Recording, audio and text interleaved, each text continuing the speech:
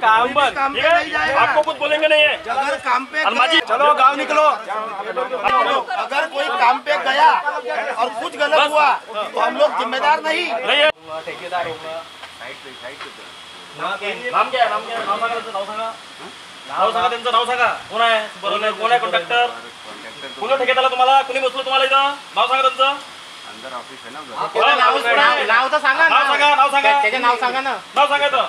नाव सांगा. तुम्हाला कोणी बसवलं नाव सांगा. नाम बताओ उनका. अरे बोला हिंदी मध्ये. कोण आहे?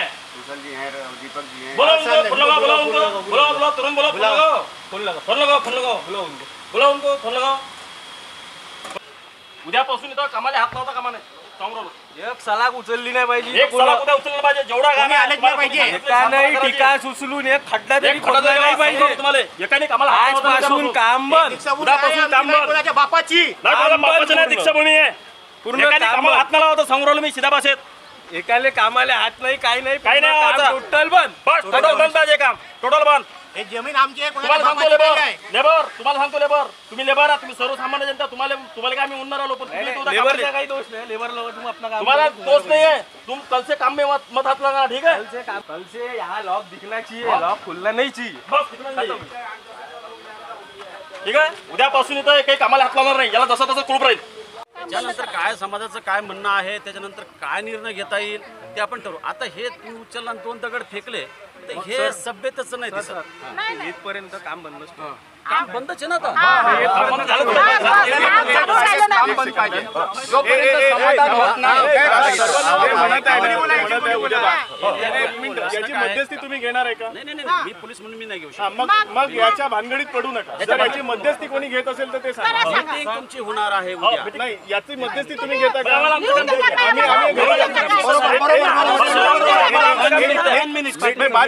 आम्हाला आमचे काम करू द्या. हे अन्यायाविरुद्धची लढाई आहे. ठीक आहे तुमचं म्हणणं आहे उद्याची मीटिंग होईपर्यंत कामाला बंद होईल.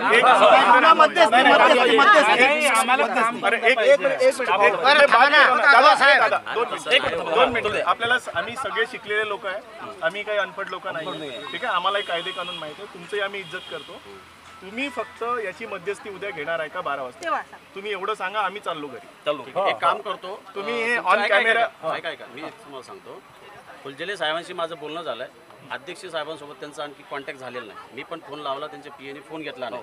तर तेच असं म्हणणं आहे की मी त्यांच्याशी बोलल्यानंतर वेळ देतो. मग आता वेळ म्हणजे उद्याचीच देणार. पण मी जर तुम्हाला म्हणलं की ते 1 वाजता येणार आहेत, तुम्ही 1 वाजता आले तर तुम्ही मला म्हणले की ते 12 वाजता नागपूरला येणार आहेत. पण इथली तुम्हाला जर वेळ दिली आणि ते जर 1 वाजता नाही पोहोचले, तुम्हाला साहेब तुम्ही म्हणले की मग ह्याला काय अर्थ? बघा, तुम्ही आता शब्द देत असाल तर आम्ही हे बंद करतो, घरी जातो. पण तुम्ही जर म्हणत असाल की उद्या मी संपर्क साधतो आणि उद्या आम्ही येतो. ऐका एक मिनिट. माझं म्हणणं काय आहे, एकदा मी ते काय म्हणले की मी त्यांच्याशी बोलल्यानंतर तुम्हाला उद्याची वेळ देतो. तर मग बाकीच्या लोकांपैकी तुमच्या मला 5-6 लोकांचे नंबर द्या, मी तुम्हाला कॉन्टॅक्ट करतो. एक मिनिट. काली असंच झालं. ते आम्हाला म्हणाले की आम्ही हे जुनी कमिटी आमचं ऐकत नाहीये, ते आमचं ऐकत नाही, आम्हाला हँडओव्हर दिलेले नाही आणि ते निघून गेले. काल काय झालं त्या म्हणूनच मी आज इथे आलोय. मी याच्यामध्ये मी तुम्हाला सांगतो की जे लोक तुम्हाला प्रश्नाची उत्तर देतील ते लोकांना मी हजर करतो. मी त्यांना सांगतो ना, ज्या ठिकाणी काही कायदा सुव्यवस्थेचा प्रश्न निर्माण होत असेल तर त्या लोकांनी येणं आवश्यक आहे. आजच्या दिवस एवढे आहे. आपका नंबर ले लो. नंबर घ्या. मी तुम्हाला सांगतो ते किती वाजता येत आहेत. त्यावेळेला मी जे संबंधित लोक आहेत ते लोक शांत राहा, बोलू दे. त्या ठिकाणी त्या लोकांना ठेवतो सुद्धा प्रत्येक ठिकाणी तुमचे जे प्रश्नाची उत्तर आहेत सगळे प्रश्न तर ते तुम्हाला देतील. ज्यांना माहित सर्व लोकांना कोणते लोक त्या सगळ्या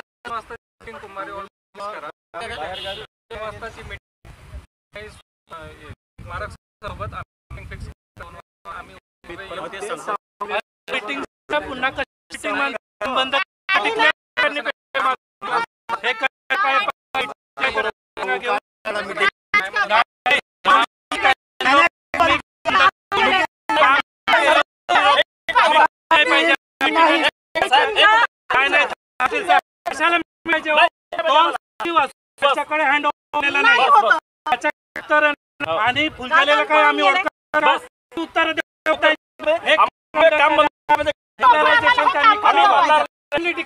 करावा की बंद होणार नाही.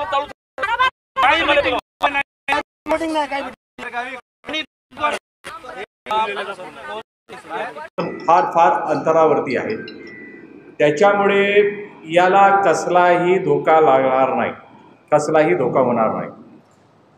आणि समितीने नंतर आमच्यासमोर ठेवलं होतं, त्यांनी सदस्यांनी, आम्ही पासही केलं.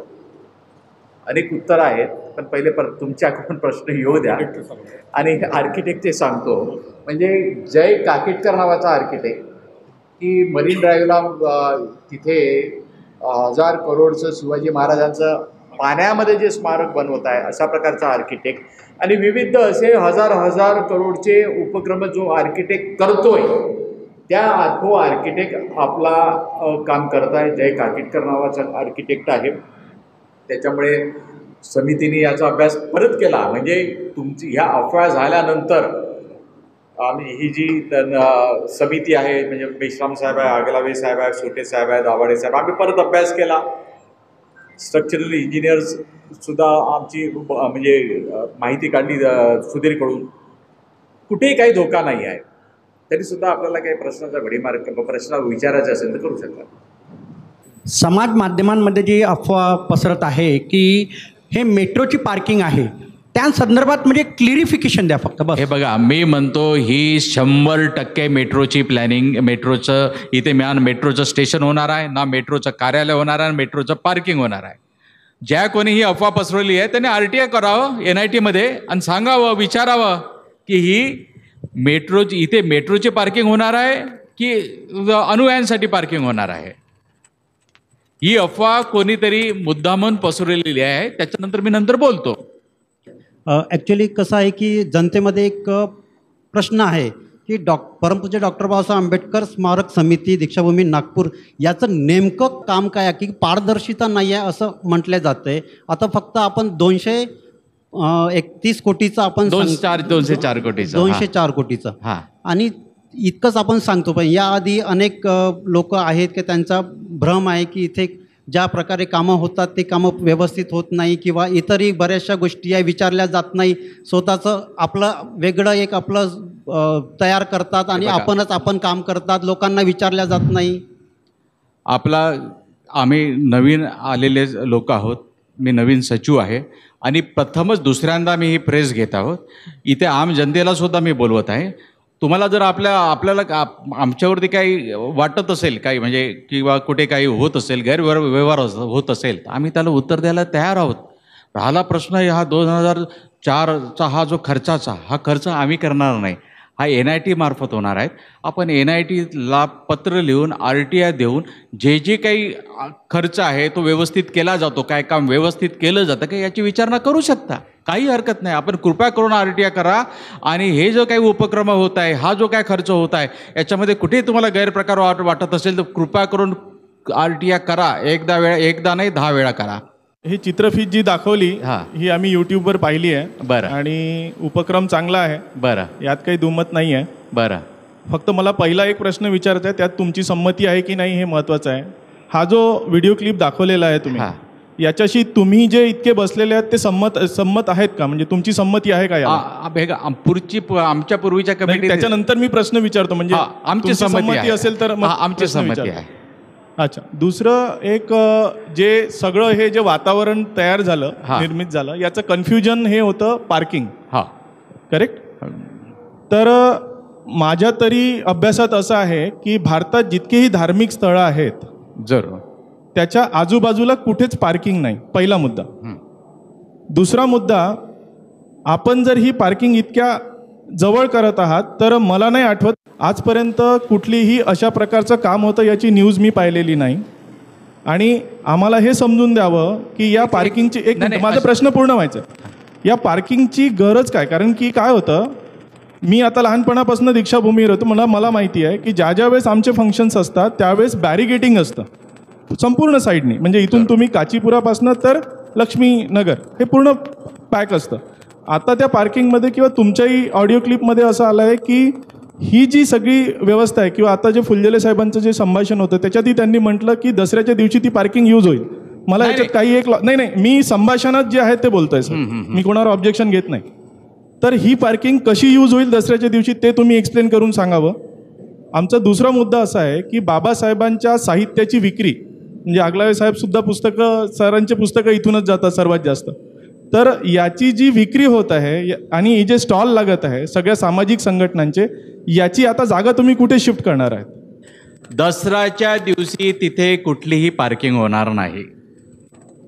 एक सुद्धा गाडी त्या 10 किलोमीटरच्या अंदरमध्ये त्या दिवशी ना डॉक्टर राजेंद्र गवईची सुद्धा गाडी तिथे येणार नाही. दसऱ्याच्या दिवशी, धम्मचक्र प्रवर्तन दिनाच्या दिवशी आणि समजा 14 ऑक्टोबरच्या ज्या वेळेस गर्दी जास्त असते त्यावेळेस या पर्टिक्युलर बेसमेंटचा वापर इन केस जर पाऊस आला शेल्टरसाठी वापरला जाईल. त्याचप्रमाणे ऑन द कॉन्ट्ररी तुम्ही म्हणता स्पेस कमी आहे. या संभाषणांमध्ये त्यांनी असं म्हटलेलं आहे की आपण 2-2.5 एकरची स्पेस क्रिएट करतोय असं त्यांचं म्हणणं आहे. दुसरी गोष्ट, दसऱ्याच्या दिवशी ही पार्किंग आपण वापरली जाणार नाही. तर त्या दिवशी पाऊस आला किंवा ऊन जास्त असली तर शेल्टर म्हणून लोक तिथे जाऊ शकतील. तिथे स्टॉल सुद्धा ठेवले जाणार आहेत. तिथे ॲडिशनल टॉयलेट्स, या टॉयलेटच्या व्यतिरिक्त ॲडिशनल टॉयलेट सुद्धा केले जातील. पार्किंगची व्यवस्था तिथे होणार नाही दसऱ्याच्या दिवशी. हा, बरोबर. तुम्ही स्टेटमेंटमध्ये आता पुन्हा एक शब्द वापरला की शेल्टरसाठी यूज होईल. हा, दीक्षाभूमीत जर पाऊस आला, धम्मचक्र प्रवर्तन दिनाच्या दिवशी पाऊस आला, माझं असं आकलन आहे वैयक्तिक, मी इंजिनियर आहे, आकलन असं आहे की जेव्हा जेव्हा अशा प्रकारचा पाऊस आणि हे येतं तेव्हा एका वेळेस लोक जिथे शेल्टर, जिथे त्याची व्यवस्था होईल तिथे घुसतात. आता तिथे जर 1000 किंवा 5000 लोकांची कॅपॅसिटी आहे आणि तिथे जास्त लोक ॲट ए टाइम गेले आणि -2, -3 पर्यंत गेले तर ऑक्सिजनची कमी होते. बरं. तर कृपया माझी विनंती अशी आहे की त्यावेळेस तरी ही करू नये, कारण की भगदड जर झाली तर तिथे तो प्रॉब्लेम क्रिएट होऊ शकतो. ठीक आहे ना. पुढे त्याचं तुम्ही या व्हिडिओ क्लिप मध्ये दाखवलं की वरती एक अजून एक हॉल होणार आहे, ओपन स्टेज. नाही, म्हणून मी तुम्हाला पहिले विचारलं की तुमचं संमती आहे का? ऑडिटोरियम वरती नाही, खालीच. या व्हिडिओ क्लिप मध्ये मला वाटतं पुन्हा ते दाखवलं पाहिजे. नाही, मी रिक्वेस्ट करतो, या व्हिडिओ क्लिप मध्येच मी पाहिलं ते आता तुमच्या व्हिडिओ क्लिप मध्ये वरती ते दाखवलेलं आहे. म्हणून मी म्हटलं की तुम्ही संमत आहात का त्या विषयाशी? नाही, वरती आम्ही बिलकुल सहमत नाही. नाही, आता मी पहिले हाच प्रश्न तुम्हाला विचारला होता की तुम्ही हे जे सगळं करताय याच्याशी तुम्ही संमत आहे? तुम्ही हो म्हटलं, याचा अर्थ तुम्ही ह्या सगळ्या गोष्टीशी संमत आहे आणि त्या व्हिडिओ क्लिप मध्ये वरती दाखवलेलं आहे. Sir please. अंडरग्राऊंड मध्ये काय काय राहणार आहे? एक ओपन थिएटर, एक ओके, ज्यामध्ये धम्मदेसना कार्यक्रम बौद्ध भिक्खू त्या ठिकाणी परिषद. एक दुसरी गोष्ट की एक बाबासाहेबांच्या संदर्भातली जी माहिती आहे, बुद्धिझमची माहिती, ते स्क्रीन तिथे राहील आणि लोक तिथे बघतील. हा दुसरा सभागृह. 2 आणि तिसरी पार्किंग. तिसरी पार्किंग 3 आहे. आता मला एक तुमच्याच प्रश्नावरती पुन्हा एक विचारायचं आहे. हा मागचा हॉल जो आहे, मागचा जो तुमचा हॉल आहे तो NITला हँडओव्हर झाला. का बरं हँडओव्हर झाला? नाही झाला. कुठे? आम्हाला NITला जावं लागतं परमिशनसाठी. त्यांनी सांगितलं की हा NIT कडनं परमिशन मिळेल. त्याचं आणि एक मिनिट, त्याचं कारण असं सांगितलं गेलेलं आहे की आम्हाला मेंटेनन्स होत नाही, त्यामुळे आम्ही NITला हँडओव्हर केलं. ही जर परिस्थिती असेल आणि जर तुम्हाला बुद्ध धम्माचा तिथे न करता जर तुम्ही तिथेच जर त्या ऑडिटोरियम मध्ये ती व्यवस्था केली तर मला वाटतं तो प्रॉब्लेम सॉल्व्ह होऊन जाईल.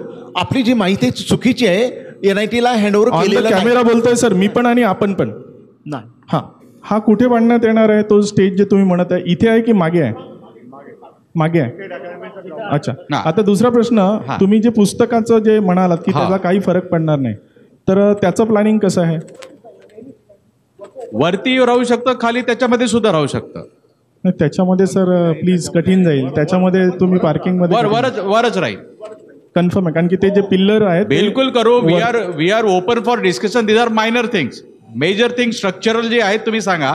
आपण आम्ही संवादासाठी नेहमी ओपन आहोत. काही हरकत नाही ना.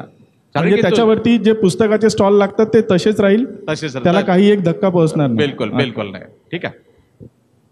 ठीक. माझा मुद्दा असा आहे की एवढं खोदकाम रॅम्पार्ट केलेलं आहे, म्हणजे कुठून सुरुवात केली आणि काय आर्किटेक्टने प्लॅन केलं मला माहिती नाही, पण एवढ्या डेप्थपर्यंत माती उकरून काढली आणि ते स्तूपाच्या त्या हाईटपर्यंत यायला लागली. माझा प्रश्न असा आहे की ऑक्टोबर महिन्यामध्ये येऊ घातलेल्या दीक्षांत आपल्या समारोहाच्या वेळी हजारो लोक, लाखोनं संख्येनं लोक येतात, तर व्यवस्था कशी राहील? तोपर्यंत हे काम होणार आहे का? सगळं बुजवतील का? काही प्लेन राहील की असंच राहणार आहे? कारण लोकांची गैरसोय हा एक प्रश्न. धम्मचक्र प्रवर्तन दिनाचा कार्यक्रम हा होणारच.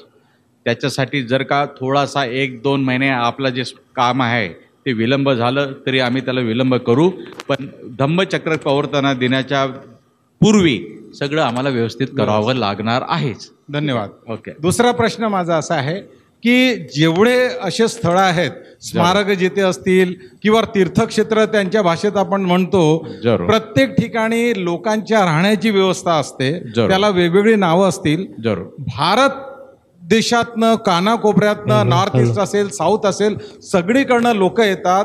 आमदार निवासामध्ये व्यवस्था करायला जेव्हा आम्ही विनंती करतो तेव्हा फक्त 2 रूम 4 रूमच्या व्यतिरिक्त मिळत नाही.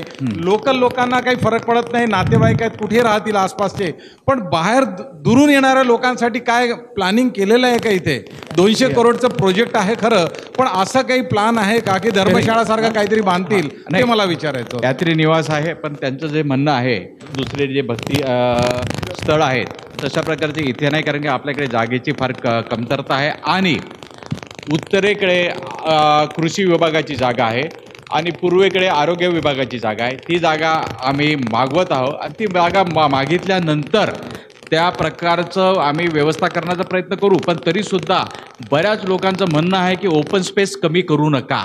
आता राहिला प्रश्न राहण्याचा, तर तुम्ही सांगितल्याप्रमाणे सगळे लोक आपल्या नातेवाईकांकडे, मित्रपरिवाराकडे राहतात, त्याच्यामुळे त्याची म्हणजे इमिजिएट नीड नाही आहे. पण एक मिनिट ऐका, इमिजिएट जी नीड आहे ती टॉयलेट्स, बाथरूम, आंघोळ करणं आणि जे टॉयलेट्स त्याच्यामुळे जे खराब झालेलं सगळं काय मल निसारण हे व्यवस्थित करणं, फायर पॅटिंग, जे काही इमिजिएट नीड्स आहेत त्याच्यावरती आम्ही सध्या लक्ष घेतलेलं आहे. धन्यवाद. एक शेवटचा प्रश्न आहे की स्ट्रक्चरल ऑडिटरकडनं जर तुम्ही ऑडिट करून घेतलं असेल तर तुमच्या हातात घेऊन घेतो कागद, कारण अपॅरेंटली जे वाटतं लोकांना, बहुसंख्य लोकांना, की स्ट्रक्चरला धोका पोहोचणार नाही ही मनामध्ये शंका येते, तर हे तुम्ही रायटिंगमध्ये घेतलेलं बरं. आणि तुमच्याकडनं पण कोणाला तरी सुपरविजनचं काम सांगा की त्यांच्यावरती सोपवू नका, तुम्हाला कसं करायचं करा, तुमचा पैसा शासनाचा कसंही वापरा. मला असं वाटतं, एक सजेस्ट करतो की कॉन्ट्रॅक्टरच्या सोबत समितीने पण एक संवाद साधण्यासाठी एक मिटिंग घ्यावी आणि जे प्रश्न लोक तुम्हाला विचारतात त्याच्याकडे क्लॅरिटी घ्यावी, असं मला वाटतं. आपली सूचना मी मान्य करतो आणि लवकरच नवीन सूर्यवंशींच्या जागी नवीन आलेल्या नवीन आलेले जे काही चेअरमॅन आहेत त्यांना आणि कॉन्ट्रॅक्टर आणि आम्ही सगळ्यांचं समन्वयन करून आम्ही एक परत लवकरात लवकर मिटिंग लावू. आता सरांनी जो प्रश्न विचारलेला होता स्ट्रक्चरल ऑडिटचा, जरूर, तर हा स्ट्रक्चरल ऑडिटचं जे ऑडिट आलेलं आहे ते मला असं वाटतं की व्हायरल करायला पाहिजे तुम्ही, किंवा जास्तीत जास्त लोकांपर्यंत पोहोचवायला पाहिजे. कारण आताही लोकांच्या मनात तो डाऊट आहे जरूर की एवढा अंडरग्राऊंड जेव्हा आपण खोदकाम करतोय तर धक्का लागेल की नाही लागेल. तर तुमच्या वी आर नोटिंग डाऊन, तुमची सूचना मी नोट डाऊन करून आम्ही चेअरमॅनशी बोलणार. Right sir. आणि एक दुसरा प्रश्न होता की याचं जे मेंटेनन्स आहे, आता जे आपण पूर्ण वास्तू उभारणार आहोत, जरूर, तर याचं जे मेंटेनन्स आहे हे कोणाकडे राहणार आहे? हा एक मोठा प्रश्न आहे, कारण की शेवटी मेंटेनन्स हा म्हणजे आम्हालाच करावा लागतो. आम्ही ही जी वास्तू उभं केलेली आहे दुर्दैवानं आम्हाला म्हणजे कुठे कंपॅरिझन करायची नाही आहे, पण अनेक ज्या काही स्मारक आहेत, म्हणजे बाबासाहेब आंबेडकरांच्या आईचं स्मारक आहे, अजून झालं नाही सातारामध्ये. रमाबाईंचं स्मारक आहे, ते अजून झालेलं नाही आहे. इंदू मिल अजून झालेलं नाही. आम्ही कसं बसं सगळे सदस्य, ठीक आहे आम्ही मालक नाही आहोत, पण आम्ही सतत रात्रंदिवस विचार करत असतो की हे स्मारक कसं चांगलं राहील, उद्या याचं मेंटेनन्स कसं होईल, याचा मेंटेनन्स कसा उद्या वाढावा, ह्या आमच्यासाठी खरंच चिंतेचा बाब आहे. कुठेतरी कॉर्पस पण निर्माण करून त्याच्या व्याजातून हे मेंटेनन्स कसं करता येईल यासाठी आम्ही सरकारांशी बोलणार आहोत. नेक्स्ट, त्याच्याबद्दल अजून काही क्लिअर झालेलं नाही, कारण की पैसा मिळवणं एवढं सोपं नाही आहे. प्रश्न हा होता की जसं अंडरग्राऊंड पार्किंगचे आपण बोललेलो आहे, अंडरग्राऊंड पार्किंग जसं आपण म्हटलं की 14 ऑक्टोबर किंवा जो आपला मोठा जो काही फंक्शन होत आहे त्या फंक्शनच्या दिवशी आपण वाहन आतमध्ये घेणार नाही. अदर दिवशी जास्तीत जास्त म्हणजे खूप कमी लोक व्हिजिट करतात. असं नाही, वाढवू शकतात. 20 वर्षापूर्वी तत्कालीन वाहतूक मंत्री, मी नाव घेत नाही, त्यांनी मुंबईमध्ये अनेक फ्लायओव्हर्स बांधले. तेव्हा लोक असंच म्हणत होतं की या फ्लायओव्हरची काय गरज आहे. गरज असो या नसो, उद्या लोक वाढवू शकतात. कारण की आम्हाला या 2 वर्षामध्ये याची काय पालट करायची आहे, अख्ख्या जगामध्ये याचं नाव म्हणजे आहेच, अजून व्हावं आणि लोकांची जी गर्दी आहे ती वाढावी अशी आमची इच्छा आहे. तर मग गर्दी होण्यासाठी आपल्याकडे काय प्रकल्प आहे? गर्दीमध्ये याचं सुशोभीकरण करणं आणि अतिशय देखणे असे वास्तू बांधणं. हां, नेक्स्ट. माझा सुरुवातीपासून प्रश्न असाच होता की या दीक्षाभूमीवर भूमी म्हणून ही ओपन राहावी, याच्यामध्ये कुठल्याही प्रकारचं कन्स्ट्रक्शन होऊ नये. आणि आता आपण ज्या ठिकाणी पार्किंगची व्यवस्था म्हणून त्यांनी कन्स्ट्रक्शन करत आहात, तर पार्किंगची व्यवस्था एवढी काही म्हणजे आवश्यक नव्हती, कारण की आजूबाजूला पुष्कळ जागा ओपन होती आणि आपल्याला पार्किंग करायची होती तर ते बाजूला घ्यायला पाहिजे होती. आणि ज्या जागेवर बाबासाहेबाचे पाय पडलेले आहेत ती भूमी ओपनच राहावी अशी आमची अपेक्षा होती. बिलकुल. भुसे साहेब, आपला प्रश्न सुंदर आहे. कुठल्याही प्रकारचं याच्या पुढेही दीक्षाभूमीवर कुठल्याही प्रकारचं बांधकाम होऊ नये ही माझी विनंती. बिलकुल. माझं काय म्हणणं आहे की नंबर 1, स्ट्रक्चरल ऑडिटबद्दल आम्ही यांना चेअरमॅनशी रिपीट चर्चा करणार, रिपीट की बाबा आमच्यावरती प्रश्नाचा भडीमार झालेला आहे आणि कोणत्या परिस्थितीमध्ये या अंडरग्राऊंडच्या स्तूपाला आणि बौद्धी वृक्षाला धक्का लागला नाही पाहिजे याची प्रिकॉशन घेऊ. पण तुम्ही अंडरग्राऊंड पार्किंग म्हणता, अंडरग्राऊंड पार्किंग राहील, वरची ओपन स्पेस कमी होणार नाही, किंबहुना ओपन स्पेस वाढेल.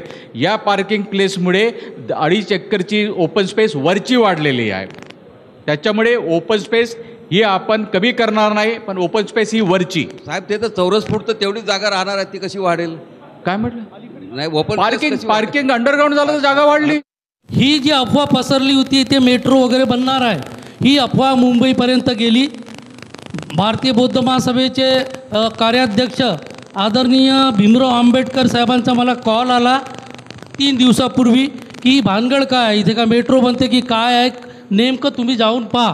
तर भुसे साहेब आणि इंजिनियर गणवीर साहेब वगैरे आम्ही 3 दिवसापासून इथे आलो. इथे आम्ही बघितलं असता ते दिसूनच राहिलं इतकं मोठं खोदकाम. लोकांचे आक्षेप अनेक विषयावर तुमच्याकडे आलेच. यांचं म्हणणं आहे की इथे बांधकाम कशाला, ICARची बाजूची जागा तुम्ही आता सांगितलं की आम्ही प्रयत्नात आहोत. हा प्रयत्न खूप वर्षापासून होऊन राहिला. हे ICARची जागा ARची जागा आहे. पर्यटन स्थळ हे आहे, हे दीक्षाभूमी पर्यटन स्थळ हे आहे. याला मागायची गरज नाही. इथे प्रचार करण्यासाठी, उन्नतीसाठी आपण हकदार आहोत. दुसरं, हे अंडरग्राऊंड पार्किंग याच्यावर खूप लोकांचा आक्षेप आहे. दुसरं, हे पार्किंग कोणासाठी, कोण याचा उपयोग कोणाला होणार या पार्किंगचा? कारण की इथे 3 वेळा गर्दी होते, धम्मचक्र दिवस किंवा 14 ऑक्टोबर किंवा आंबेडकर जयंती वगैरे. मग ह्या पार्किंगचा नेमका उपयोग काय होणार? ह्या 3ही दिवशी आम्हाला 1 किलोमीटरच्या पलीकडे वाहन उभं करावं लागते, कोणालाही इथे येता येत नाही. मग ही पार्किंग कशासाठी? याचं उत्तर तुम्ही याला द्या. दुसरी गोष्ट, हे अंडरग्राऊंड जे कन्स्ट्रक्शन आहे, आता तुम्ही जे म्हणता ही कंपनी जे दाखवता ही अतिउत्तम कंपनी आहे, त्याला मान्य केलं. परंतु माझ्या असा सूचना आहे फक्त की आमच्या समाजामध्येही अनेक इंजिनियर्स आहेत आणि हे जे आपलं काय म्हणतो त्याला बानाई ही संस्थासुद्धा आहे. आम्हाला शंका आहे की हे दीक्षाभूमीवरचं बांधकाम जे आहे ते सुंदर टिकाऊ असलं पाहिजे, लोक उपयोगी असलं पाहिजे. नाहीतर येणाऱ्या लाखो लोकांना, आता तर कमी जागा पडते, त्यांना त्रास होऊ नये अशा आणि भारत बौद्धमय झाला पाहिजे, धम्माचा प्रचार झाला पाहिजे, ह्या अनुषंगाने इथे बांधकाम केलं पाहिजे. बाकी विषय नाही. मी काल चर्चामध्ये ऐकलं की हे कॉलेजची पार्किंग तिथे राहणार आहे. ऐकून घ्या. कोणाची? कॉलेजची पार्किंग तिथे राहणार आहे. हे म्हणून याचा उपयोग त्याला होणार, परंतु हे बरोबर नाही. तर म्हणून तुम्ही कमीत कमी, माझा हे विचार आहे की हे जो चीफ इंजिनियर आहेत तुमच्या कंपनीच्या आणि बानाईचे आमचे जे इंजिनियर्स आहेत, जे समाजासाठी काम करतात, त्यांची एकदा मीटिंग लावू द्या, सर्वे होऊ द्या. तिथे हे बांधकाम कसं किती टिकाऊ आहे, किती वर्ष टिकेल. अन्यथा इथे हादसा झाला तर लाखो लोकांना अनुयायांना याचा फटका बसू शकते. भीमराव आंबेडकर साहेबांच्या आदेशाने मी आणि त्यांच्या याच्याने मी तुमच्याशी बोलतो. मी निवेदन दिलेलं आहे तुम्हाला. गजघाटेकडे काल नव्हते, कोणीच नव्हतं. ते निवेदन तुम्ही वाचून घ्या. शेंडे साहेबांचा पहिला आक्षेप आहे की कमिटी रूममध्ये कोणी नव्हतं. शेंडे साहेब, आपण 3-4 नंबर घेऊनच घ्या ना सुटे साहेबांचा घ्या. आणि तुम्ही म्हटले की तुमच्यासाठी तात्काळ येतील, ठीक आहे. राहिला प्रश्न, मी पहिलेच सांगितलं की हा आराखडा माझ्या काळात नाही झालेला आहे, नंबर 1. आणि याचे इंजिनियर, याचे कॉन्ट्रॅक्टर्स समिती ठरवत नाही. मी रिपीट करतोय, शेंडे साहेब, याचे कॉन्ट्रॅक्टर्स यांचे आर्किटेक्ट समिती करत नाही. हा खर्च कसा करावाचा समिती फक्त आम्ही मंजूर करून घेतो, त्याच्यानंतर सगळं काही कॉन्ट्रॅक्टर्स ते ठरवतात, आर्किटेक्ट ते ठरवतात. हां, तिथे आमचा काही रोल नसतो. आपल्या लोकांचं पॅनल, इंजिनियर्स आर्किटेक्ट लोकांचं पॅनल असणं अत्यंत आम्ही शेंडे साहेब, आणि आपलं नाव काय? माझं इंजिनियर पद्माकर गणवीर, भारतीय बौद्ध महासभा. अतिशय सुंदर सजेशन आहे शेंडे साहेबांचं आणि गणवीर साहेबांचं. आपल्या समाजाच्या इंजिनियरचं कोऑर्डिनेशन विथ समिती आणि आमचं कोऑर्डिनेशन विथ NIT हे राहील. चला, यात तुमचं प्लॅनिंगमध्ये पहिल्यांदा एक तर बरेच दिवस खोदकाम सुरू होतं, बोर्ड नव्हता, लोकांची ओरड झाली, गेटवर फक्त बोर्ड लावला. आणि आता जास्त ओरड झाली तेव्हा काल जो स्टेज आहे स्टेजच्या जवळ एक त्यांनी म्हणजे ज्याला ब्ल्यू प्रिंट म्हणता येईल, आता काल तो बोर्ड लावला ब्ल्यू प्रिंटचा, तोपर्यंत बोर्ड नव्हता. तुमच्या माहितीमध्ये एक गोष्ट आहे, अजूनही या क्षणापर्यंत 50 वर्ष झाली या ठिकाणी, परंतु 4थं गेट दीक्षाभूमीचं अजूनही बंद आहे. ते उघडण्यासाठी कॉटन रिसर्चची जागा 1 इंच तुम्ही मागितली नाही, मिळाली नाही, आणि ज्यांच्या हातात होती त्यांनी दिली नाही. मात्र त्यांना वेळोवेळी पाहुणे म्हणून आपण त्यांना बोलावतो, जेव्हा की हा शेम नाही, हा धिक्काराचा मुद्दा आहे. इकडे हे हेल्थची जमीन आहे, हेल्थची ITI पासून ही सर्व जमीन आम्ही अनेक दिवसापासून मागतो आहोत, ती नाही मिळाली. काल परवा मेट्रो आली, मेट्रोवाल्यांना किती एकर दिली जमीन? अनावश्यक असताना त्यांना, आवश्यक नसतानाही त्यांना अनेक एकर जमीन दिली, आम्हाला दिली नाही. मात्र हा जो 4था गेट आहे रिटर्न कॉटन रिसर्चवाला, हा म्हणजे स्टेटची जमीन आहे, ती सेंट्रलची नाही. आधी सांगायचं की सेंट्रलची आहे. तर हा गेट जो बंद आहे अनेक दिवसापासून तो मुद्दा आहे, ते गेट अजूनही सुरू झालेलं नाही, त्यांनी ती जागा दिलेली नाही. म्हणजे उत्तरेकडचं गेट दीक्षाभूमी आंतरराष्ट्रीय दर्जाचा, आता पार्किंगचा मुद्दा आहे, आंतरराष्ट्रीय A दर्जा मिळाल्यावर भारतातलं कुठलं असं ठिकाण सांगा की जिथं अंडरग्राऊंड पार्किंग आहे? 2-4 नावं सांगा. Underground parking. आणि 1 मिनिट, अनेक वास्तू आहेत, अनेक वास्तूला धक्का पोहोचू नये म्हणून प्रदूषणासाठी गाड्या 2-2 किलोमीटर दूर ठेवतात, कारण वास्तूला प्रदूषण होऊ नये म्हणून गाड्या 2 किलोमीटर दूर ठेवतात. आणि तुम्ही आमच्या ऐतिहासिक वास्तूच्या आतमध्ये तुम्ही गाडी आणता.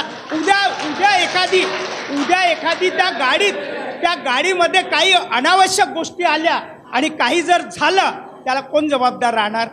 तर ह्या गोष्टी अशा पद्धतीने होऊ नये. आणि दुसरं की तुम्ही हे आमच्या बापाची जागा रेडीमेड असताना तुम्ही तिथं खोदकाम करता.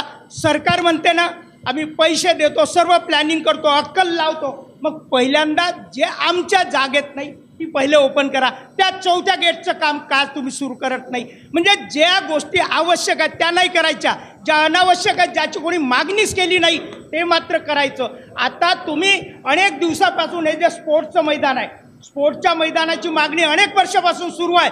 तुम्ही तिथं गेटच्या बाजूला तुमचं भिंत सुरू आहे, त्या भिंत तिथून सोडली का बरं? तुम्ही 14 एकर म्हणता की 22 एकर म्हणता? तुमच्या हातात 14 एकर आहे की 22 एकर आहे? तर तुम्ही ते स्पोर्ट्सचं मैदान अजूनही खुलं सोडलं आहे, अजूनही ते दीक्षाभूमी स्मारकाच्या याच्यात भिंतीच्या आतमध्ये घेतलेलं नाही. त्या अनेक गोष्टी आहेत. फक्त आता जो काही तुम्ही उद्रेक थांबवण्यासाठी म्हणा किंवा थोडंफार पुढाकार घेऊन जे काही काम केलं आहे, एक संवाद आवश्यक आहे, संवाद तुम्ही साधला, त्याबद्दल तुमचं धन्यवाद. मात्र हे जे पार्किंगची गरज नाही, पार्किंग होऊ नये, पार्किंगची गरज नाही, या मताचा मी धन्यवाद. प्रश्नच येत नाही. राहिला प्रश्न 4थ्या गेटचा, याच्यासाठी आपल्याला सर्वांना कंबाईन आंदोलन करावं लागेल. ज्याप्रमाणे तुम्ही उत्स्फूर्त इथे आलेले आहात, त्याच्यामुळे ज्याप्रमाणे तुम्ही उत्स्फूर्त इथे आलेले आहेत, तशा प्रकारचं आंदोलन आपल्याला 4थ्या गेटच्या बाजूला असलेल्या कृषीची जागा आणि इकडची आरोग्याची जागा, या जागा मिळवण्यासाठी आपल्याला आंदोलन करायचं आहे. सर, मला एक विचारायचं आहे, मी एक थोडासा प्रश्न विचारते, त्याचे आन्सर द्या. आपण इथे पार्किंगची जी अंडरग्राऊंड पार्किंगची सोय करत आहे, 1956 पासून आमचा समाज इथे येतो आहे, हा आजची गोष्ट नाही आहे. इतक्या दिवसांमध्ये कधीच पार्किंगची गरज भासली नाही, आताच का भासली आहे? 1956 पासून आतापर्यंत कोणाची डिमांड नव्हती गाडी कुठे उभी करायची, काय करायचं, तर ती पार्किंगची डिमांड नसतानाही, गरज नसताना अंडरग्राऊंड पार्किंग का? आपण ह्या पार्किंगच्या सोबतच एक ॲडिशनल स्पेस क्रिएट करत आहोत. बघा, पार्किंगसाठी काय पाहिजे बघा. ऐका बंधूंनो, संध्याकाळी 8 वाजता दीक्षाभूमीचे स्मारक बंद होतं. सकाळी 8 वाजेपासून संध्याकाळी 8 वाजता दीक्षाभूमीचं स्मारक बंद होतं. त्यावेळेस अंधारात कोणाच्या गाड्या उभ्या राहतील? मातीचे ढिगारे इतके उंच केले, म्हणजे ग्राउंडमध्ये जमीन किती फूट खोदल्या गेली आहे. एक मिनिट ताई, अजून एक मला बोलायचं आहे. हां, तुम्ही एक काम करा. एकतर दादानी म्हटलं की कुठेच पार्किंगमध्ये अशी कोणत्याच राष्ट्रीय स्मारकाच्या तिथे अंडरग्राऊंड पार्किंग नाही आहे. मग दीक्षाभूमीलाच का? हे म्हणजे ऑब्जेक्शनेबल आहे. आणि आमची डिमांड आज इथे मागणी करून जाणार आहोत.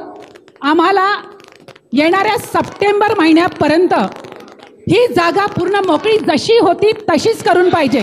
माझं जे स्टेटमेंट आहे ते पब्लिक रिप्रेझेंटेटिव्ह स्टेटमेंट आहे आणि त्याच्यासाठी मी सगळ्यांना अपील करतो की माझं स्टेटमेंट तुम्हाला सगळ्यांना मान्य आहे की नाही मान्य आहे. आम्हाला पूर्ण जी जनता आहे आमची, बाबासाहेबांनी बुद्धाला मानणारी, ह्या जनतेला दीक्षाभूमीवर पार्किंग नको आहे. अंडरग्राऊंड सुद्धा पार्किंग नको आहे. हात वर करा. डॉक्टर बाबासाहेब आंबेडकरांनी इथे जेव्हा 56ला धम्म दीक्षा दिली 5 लाख अनुयायांना, तेव्हा बाबासाहेबांनी इथं हे नाही म्हटलं होतं की इथं पार्किंगची जागा द्या. इथे भगवान डॉक्टर बाबासाहेब आंबेडकरांनी बुद्धाचा धम्म दिलेला आहे, तो धम्मच पाहिजे. आम्हाला इथे पार्किंग नाही पाहिजे, ही बंद करा. कारण आम्ही समितीचा कोणत्याही प्रकारचं ऐकायला तयार इथे बसलेलो नाही आहोत. कारण आमच्या समाजामध्ये हे कीड लागलेली आहे की आमच्या मागे एखादी दुखणं लावून द्यायचं आणि हात शेकत बसायचं आणि आपले कामं करायचे. आम्हाला इथे RSAच्या जागेमध्ये एवढी जागा आहे, त्यांनी तिथं पार्किंग का नाही खोलली? तर आमच्या दीक्षाभूमीवर का म्हणून इथं पार्किंग पाहिजे? कारण पार्किंगची जागा अंडरग्राऊंड का पाहिजे? एखाद्या गाडीमध्ये बम आणला तर आमची दीक्षाभूमी उडवण्यासाठी, आमचं नाव नेस्तनाबूत करण्यासाठी आम्हाला पार्किंग नाही पाहिजे, म्हणजे नाही पाहिजे. आम्ही होऊ देणार नाही. सबसे इम्पोर्टेंट जो जिस जगह पर आज दीक्षाभूमि है, एक चीज़ हमें ध्यान में लेनी चाहिए. ये बात देखिए, दीक्षाभूमि ये मौजा लेंड्रा आता है और मौजा लेंड्रा में सर्वे नंबर 221, 222/2 और 221/1 ऐसे 3 खेत मिलाकर दीक्षाभूमि की ये संपूर्ण परम पूज्य डॉक्टर बाबा साहब आम्बेडकर स्मारक समिति बनी है. तो ये टोटल ज़मीन जो है 3.77 hectare plus 5.28 hectare plus 9.05 hectare, ऐसा कुल मिला के लगभग 22 एकड़ ज़मीन दीक्षाभूमि के परम पूज्य स्मारक समिति के पास में है, ऐसा दावा किया जाता है. मगर मेरे पास में अभी लेटेस्ट 7/12 है इन तीनों का, तो इसके ऊपर में भी एक संभ्रम निर्माण हुआ है. तो ये तीनों खेती के 7/12 पर नागपुर महानगर NIT नागपुर इम्प्रूवमेंट ट्रस्ट इसका नाम चढ़ा हुआ है. और 2021 में इसमें एक फेरफार हुआ, जिसके पहले यहाँ पर झुड़पी जंगल ये लिखा हुआ नहीं था, केवल ये 7/12 मेरे पास में डॉक्यूमेंट है. तो 2021 में एक फेरफार हुआ, उस फेरफार में झुड़पी जंगल ये जोड़ दिया गया और झुड़पी जंगल नागपुर इम्प्रूवमेंट ट्रस्ट ऐसा 7/12 ऑनलाइन अवेलेबल है. अब इम्पॉर्टेंट चीज़ यह है कि देखिए, आज इसी नागपुर की भूमि में आंबाझरी में हम लोगों ने इतने समय तक कर जो आंदोलन किया और 20 एकड़ की हमारी ज़मीन की मांग थी. हमारे समाज के पास में स्मारक संबंधित ज़मीन नहीं है. आज टेक्निकल बात ये हो गई, हमें पता चली है कि वो लैंड रिकॉर्ड ही हमारे पास नहीं है, जिसके आधार पर हमें वो ज़मीन सरकार देगी. केवल वो स्मारक था, वहाँ पर एक हॉल था, लेकिन कोई भी ऐसा लैंड रिकॉर्ड नहीं है. तो लैंड रिकॉर्ड के बारे में आप सर्वप्रथम ये आप घोषणा कीजिए और अगर इसका कोई डॉक्यूमेंट है तो डॉक्यूमेंट प्रोड्यूस कीजिए, और अगर डॉक्यूमेंट नहीं है तो दीक्षा भूमि के नाम पर ये ज़मीन कब तक आप कर लेंगे, ये भी लोगों को बताएं। अतिशय सुंदर असा प्रश्न विचारला गेलेला आहे, कारण की हा प्रश्न विचारला जाईल हे मी गृहीत धरलं होतं. त्याच्यामुळे मी डॉक्टर सुधीर फुलझेले यांच्याशी बोललो. ते आज नागपूरमध्ये नाही आहेत, की म्हटलं अशा प्रकारचा प्रश्न येईल, कारण की अशा प्रकारचे व्हिडिओज व्हायरल होत आहेत की 7/12वरती नाही आहेत. तर सुधीरजी असे म्हणाले की इथे 7/12 लागत नाही, प्रॉपर्टी कार्ड असतो आणि प्रॉपर्टी कार्डवरती आपलं नाव आहे, एवढं सुधीरने सांगितलं. मी आता त्याचे डॉक्युमेंट सुधीरजीकडून मागून घेतो, कारण की मी अजून माझ्याकडे कोणतेही डॉक्युमेंट ट्रान्सफर भंतेजींनी केले नाही. जेव्हापासून मी सचिव झालो 1 वर्षापासून तेपर्यंत भंतेजींनी मला कोणते डॉक्युमेंट्स मागितले तरी दिले नाहीत. तेव्हा हा डॉक्युमेंट मी मागून घेतो आणि याच्यात काही जर त्रुटी असेल तर ही तात्काळ ही जमीन दीक्षाभूमीच्या नाव करण्यासाठी आम्ही प्राधान्य देऊ. आम्हाला अंडरग्राऊंड पार्किंग अजिबात नको आहे, वरती सुद्धा. आणि आम्ही NITला गेलो, NITला काय म्हटलं त्यांनी माहिती का, वरती काहीच राहणार नाही. आज तिथे जाऊन बघा किती मोठे मोठे पिलर आहेत.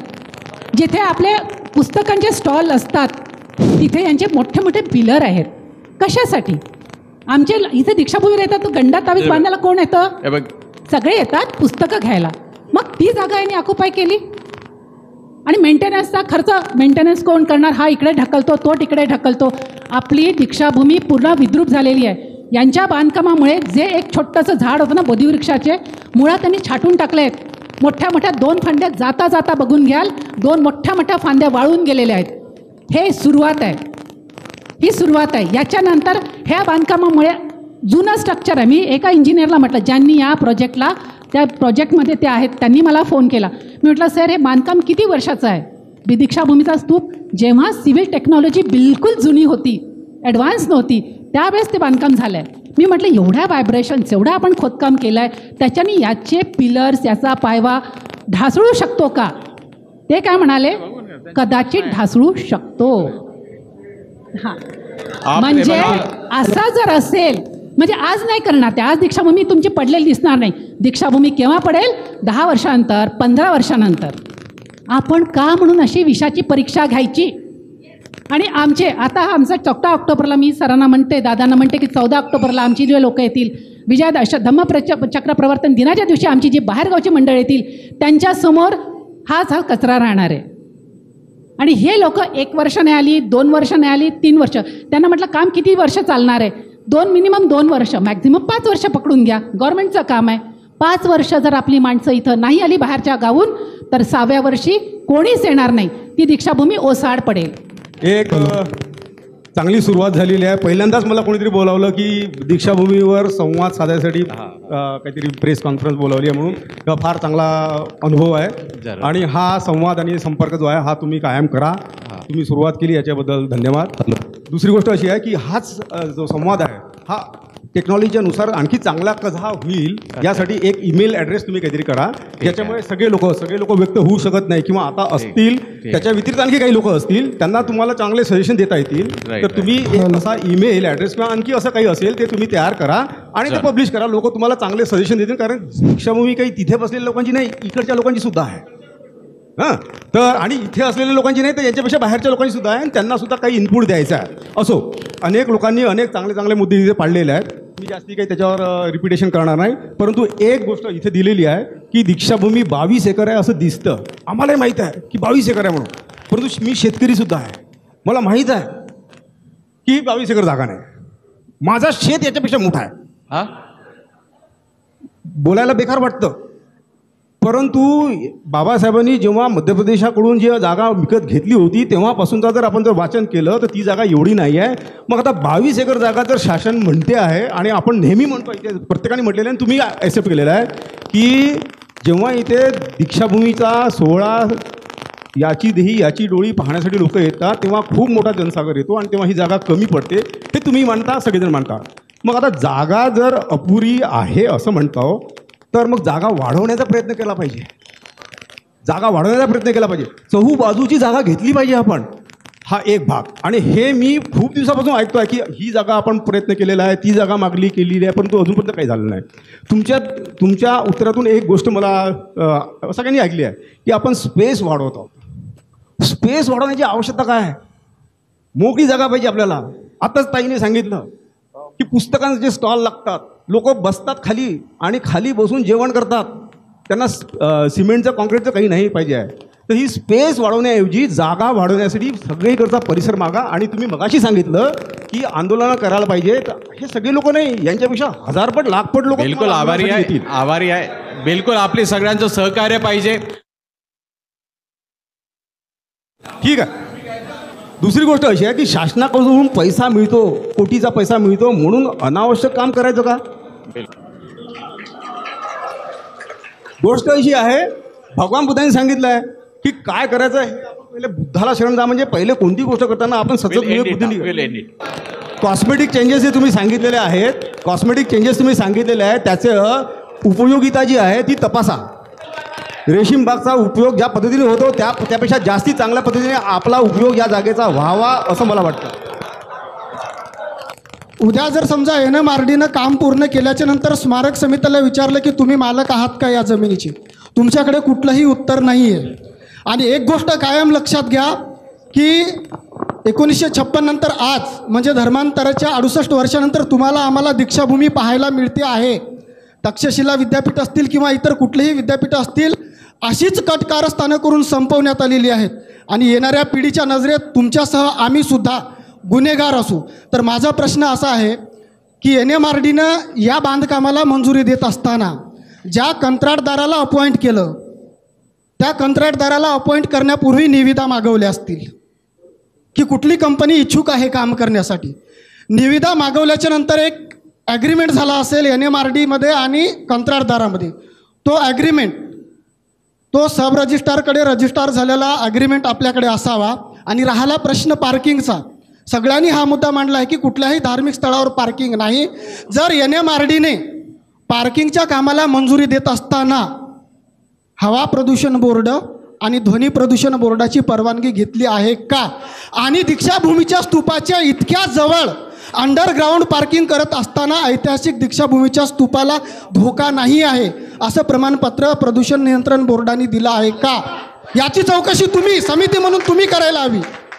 तुम्ही समितीचे सदस्य आहात, तुम्ही स्मारक समितीचे सदस्य आहात, पण समस्त आंबेडकरी समाजाच्या भावनेचे मालक नाही आहात. तुम्ही फक्त नेतृत्व करते आहात. माझं हे सजेशन आहे, NMRDA आणि संबंधित कंत्राटदारासोबत तुम्ही समन्वय साधून ही सगळी कागदपत्र सार्वजनिक करावी. अन्यथा येणाऱ्या 15 वर्षात दीक्षाभूमी आम्हाला पाहायला मिळणार नाही, हे ध्यानात ठेवा. आपल्या सगळ्यांचे प्रश्न समजून घेतले.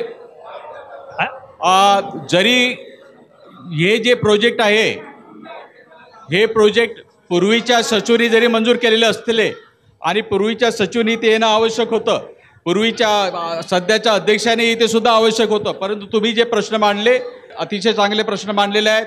मी त्या सगळ्या प्रश्नाचा समितीसमोर ठेवेल, कारण की मी फक्त सचिव आहे पण अन्य सदस्यसुद्धा आहेत. आम्ही NIT चेअरमॅनसोबत यासोबत विचार करू आणि त्यांना सांगू की जनतेचा या अंडरग्राऊंड पार्किंगबद्दल राग आहे, त्याच्यामुळे तुम्हाला याच्याबद्दल विचार करावा लागेल. आणि अनेक जे काही प्रश्न आहेत की बाबा निविदा मागितल्या होत्या का, त्यावेळेस निविदा मागितल्या होत्या काय, त्याच्यानंतर पोल्युशनचं सगळं काही सर्टिफिकेट आहे काय, या येणाऱ्या 15 वर्षामध्ये याचा त्रास होणार का, हे आम्ही सगळ्यांना करू. तुम्ही जे प्रश्न मांडलेले आहेत ते सगळे प्रश्न NITच्या चेअरमॅन आम्ही सदस्य, सगळ्यात पहिले तर मी सदस्यांच्या समोर ठेवेल. सदस्यांनी मला कोऑपरेशन करावं